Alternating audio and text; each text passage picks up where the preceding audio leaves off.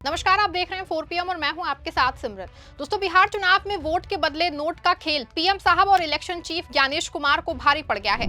बड़ी खबर निकल के सामने आई है कि बीजेपी में ही पीएम साहब के विरोध शुरू हो गया है और सरेआम मंचों से मार्गदर्शक मंडल ने मोर्चा खोल दिया है। तो दूसरी तरफ दोस्तों, बिहार चुनाव और SIR को लेकर ज्ञानेश जी की मुसीबत कम होने का नाम नहीं ले रही है। एक और जहां पे ज्ञानेश जी के विभाग पे हत्या का केस दर्ज हो गया है और जेल जाने तक की नौबत आ चुकी है। ऐसे में पीएम साहब और ज्ञानेश जी बुरी तरह से फंस गए हैं।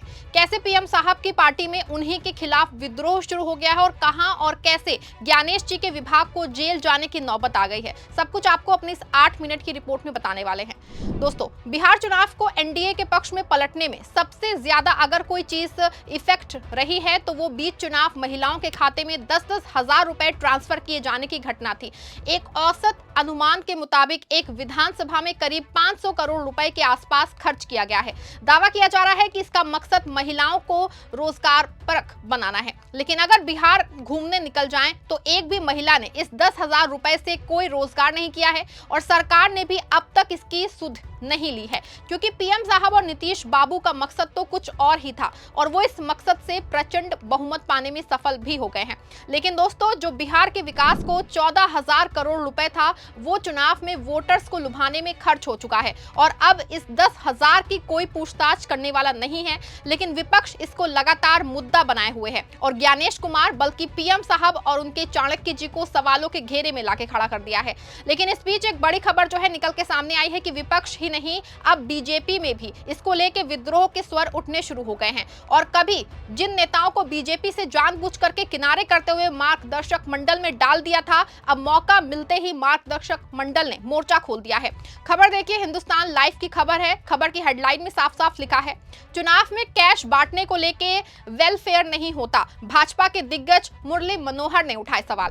दोस्तों, खबर की हेडलाइन से ही साफ है कि बिहार चुनाव में जो कुछ हुआ है उससे मार्गदर्शक मंडल के नेता मुरली मनोहर जोशी बिल्कुल खुश नहीं है। दरअसल मुरली मनोहर जोशी कल दिल्ली से पूर्व चुनाव आयुक्त जी कृष्ण मूर्ति के 91वें जन्म दिवस के अवसर पे बोल रहे थे और उन्होंने आर्थिक और सामाजिक ताने बाने पे बहुत लंबा चौड़ा लेक्चर दिया। उन्होंने अपने भाषण के दौरान कहा कि पूर्व मानव संसाधन विकास मंत्री ने कहा कि संविधान हमें न्याय का अधिकार देता है, यह अधिकार हमें आर्थिक और राजनीतिक न्याय के लिए भी मिला है। उन्होंने कहा कि राजनीतिक अधिकार की बात करें तो इसके लिए हमारे पास वोट का हक है, लेकिन इस वोट के अधिकार का तब तक अच्छे से इस्तेमाल नहीं हो सकता जब तक कि आर्थिक न्याय ना मिले।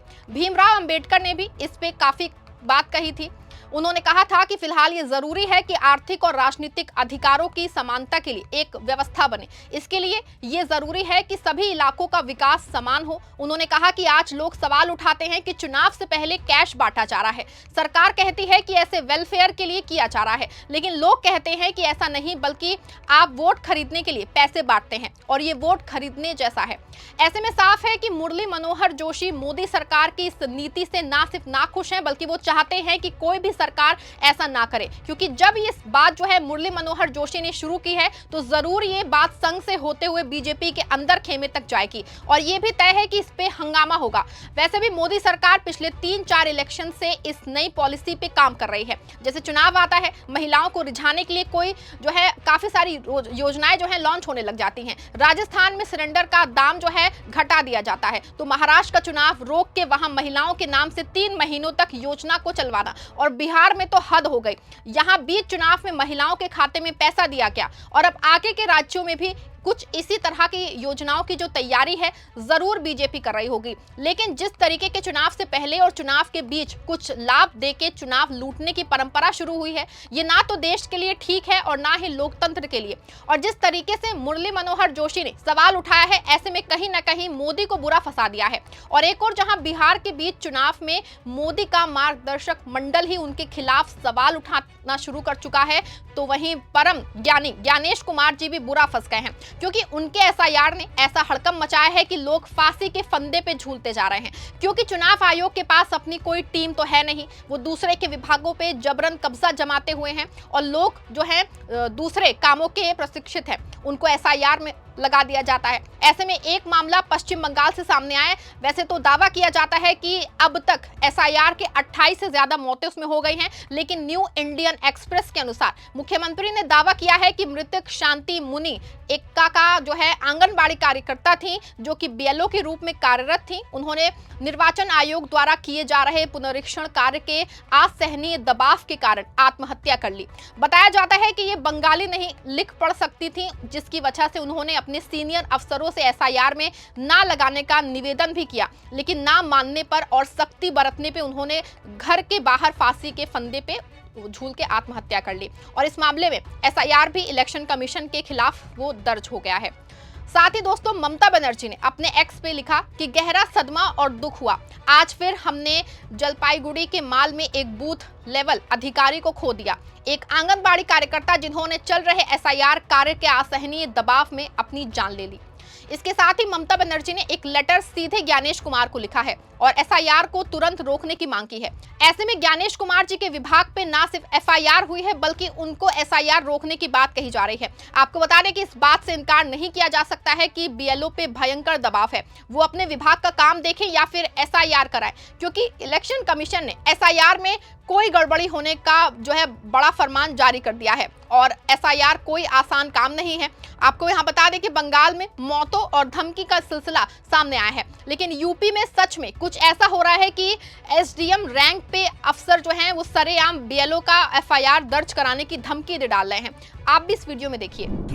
एक भी फॉर्म नहीं भरा है, लिखो तहरीर लिखो, एक सादा पन्ना लाओ, सादा पन्ना लाओ, तहरीर लिखो। कौन सा थाना है? एक भी काम नहीं किया। क्या है क्या हो? तहरीर लिखो, एक पन्ना लाओ, तहरीर लिखो तत्काल। और उसमें ये भी लिखना कि विभागीय अधिकारी वीडियो इन लोगों के द्वारा कोई सहयोग नहीं किया गया, इसलिए 0। इनके खिलाफ भी, इनके दोनों लोगों के खिलाफ मुकदमा लिखो, लाओ तहरीर लाओ। नहीं, एफआईआर करिए इसमें कोई शक भाई तुम क्या हो? बदनाम हो ये लाओ, लाट साहब हो गए हो, रोजगार सेवक हो तो क्या हो गए हो? क्यों नहीं काम कर रहे हो? लाओ तुम। कहाँ है उनके? है सुपरवाइजर है लेखपाल में, एक भेज रहा हूँ, तहरीर एफआईआर दर्ज करवाइए। मैं भेज रहा हूँ, तुमको मैं जेल